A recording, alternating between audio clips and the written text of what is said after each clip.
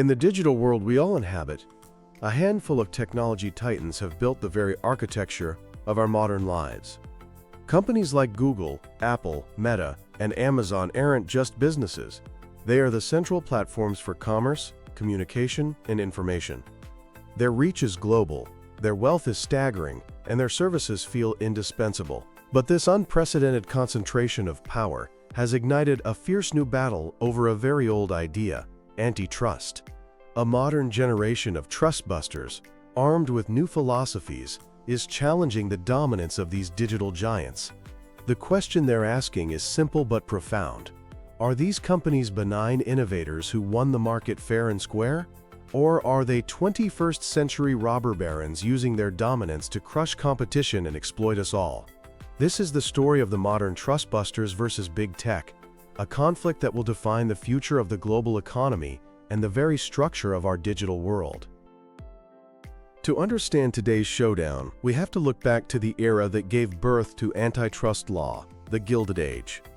In the late 19th century, figures like John D. Rockefeller and his Standard Oil empire consolidated entire industries using ruthless tactics. They created monopolies that controlled vast swaths of the American economy, sparking widespread public outrage. In response, the U.S. Congress passed the Sherman Antitrust Act of 1890, a law designed to outlaw monopolistic practices and preserve free competition. Its greatest victory came in 1911 when the Supreme Court ordered the breakup of the Standard Oil Trust into 34 separate companies, some of which we know today as Exxon and Chevron. Decades later, the Trustbusters took on another giant, AT&T, also known as the Bell System. By the mid-20th century, AT&T held a near-total monopoly over telephone services.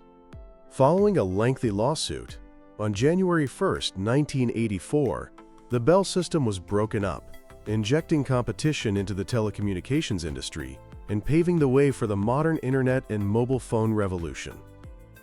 The last major battle before our current era involved a tech company, Microsoft. In the 1990s, the government sued Microsoft, arguing it illegally used its Windows monopoly to crush the competing Netscape web browser by bundling its own Internet Explorer with Windows.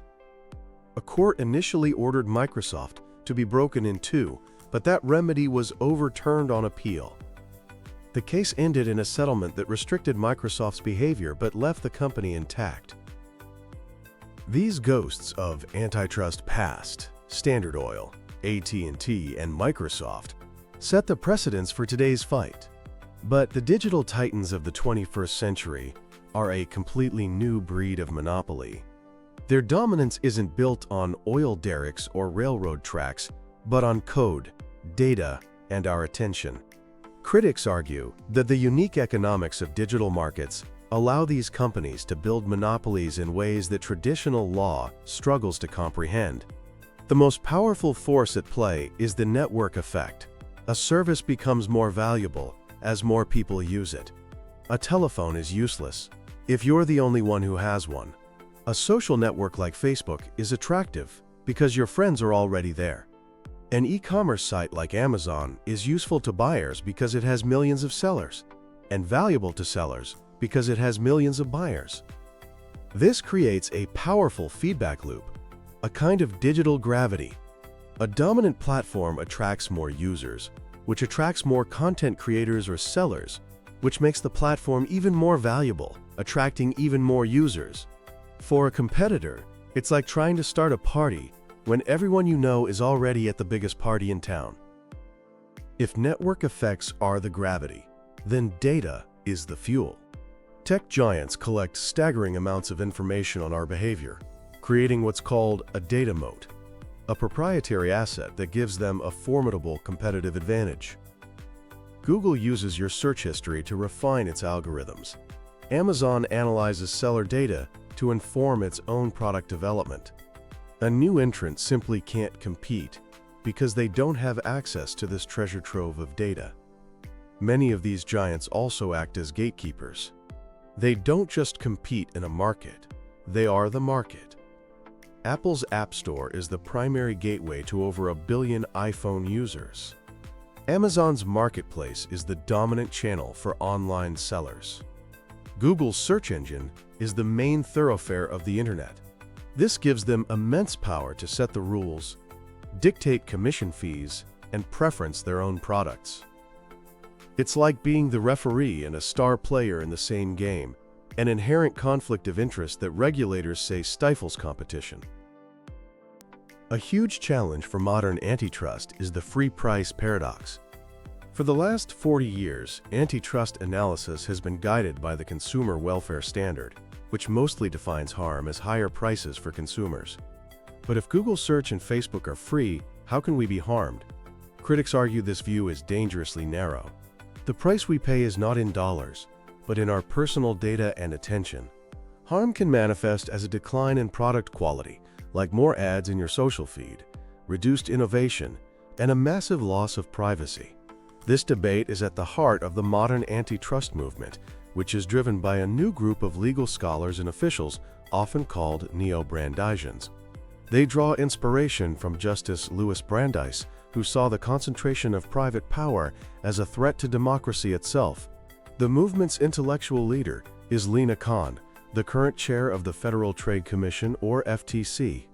In a famous 2017 article, she argued that the old rules were unequipped to handle platform companies like Amazon. Amazon keeps prices low, which looks good to traditional antitrust, but it uses its structural dominance across retail, logistics, and cloud computing to lock out competitors. Khan and others, like Jonathan Cantor at the Department of Justice, argue that antitrust must consider a wider range of harms, including the impact on innovation, small businesses, and the overall health of the market. This new philosophy has triggered a global war on big tech. The European Union has been at the forefront for years, led by Competition Commissioner Margrethe Vestager. The EU has hit Google with over €8 billion in fines for 3 separate abuses. First, for illegally favoring its own Google shopping service in search results. Second, for using its dominant Android operating system to force phone makers to pre-install Google Search in Chrome. And third, for abusing its power in the online advertising market. But Europe isn't just issuing fines. It has implemented 2 groundbreaking laws. The Digital Markets Act, or DMA, designates the biggest platforms as gatekeepers and imposes a clear list of rules, like allowing users to install third-party app stores and not favoring their own services. The Digital Services Act, or DSA, focuses on creating a safer online space by regulating how platforms handle illegal content and disinformation. This is a fundamental shift from punishing bad behavior after the fact to setting the rules of the road beforehand. Back in the United States, the new Trustbusters have launched a series of historic lawsuits.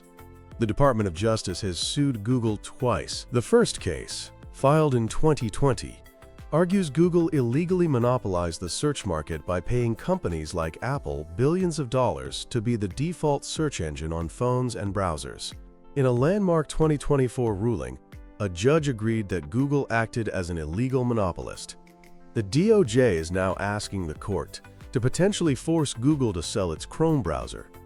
A second DOJ lawsuit, filed in 2023, targets Google's dominance over the entire ad tech stack, the complex system that places ads on websites. The government alleges Google systematically seized control of the tools used by publishers and advertisers. In 2025, a judge agreed, finding Google had an illegal ad monopoly, opening the door to a potential breakup of its ad business. Meanwhile, the FTC is suing Meta, seeking to force the company to sell Instagram and WhatsApp. The FTC alleges these were killer acquisitions, bought not to innovate but to neutralize competitive threats and illegally maintain Facebook's social media monopoly. The case leans on internal emails from Mark Zuckerberg, where he said it was better to buy than compete. A loss for Meta could lead to the forced sale of 2 of the world's most popular apps.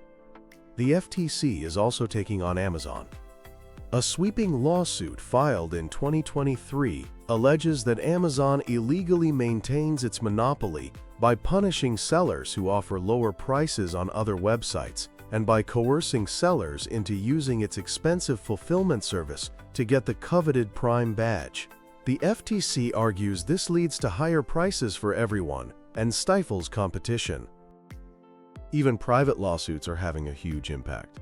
Epic Games, the maker of Fortnite, sued Apple over its App Store rules, challenging the 30% commission and its ban on telling users about cheaper ways to pay. The case has struck at the heart of Apple's walled garden business model, forcing it to change some of its restrictive rules. Faced with this multi-front assault, Big Tech has deployed a sophisticated defense. In the courtroom, they argue that competition is just a click away and that they won by building superior products that consumers love for free. They also try to define the market as broadly as possible. Meta argues it competes not just with other social networks, but with any service that competes for your attention, like TikTok or YouTube.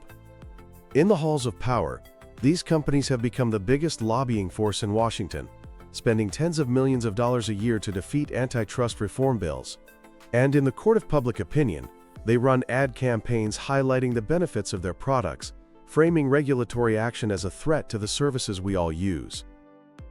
This brings us to the biggest question: what is the right solution? The debate boils down to two types of remedies. The first is behavioral remedies. These are rules and regulations that govern a company's conduct, like the EU's Digital Markets Act. They prohibit specific practices like self-preferencing. The second, more drastic approach is structural remedies. This means breaking the companies up, forcing the sale of certain business units to eliminate the source of monopoly power at its root. The DOJ's call for Google to sell its ad business or for Meta to divest Instagram are examples of proposed structural remedies. Proponents say breakups are a clean, permanent solution.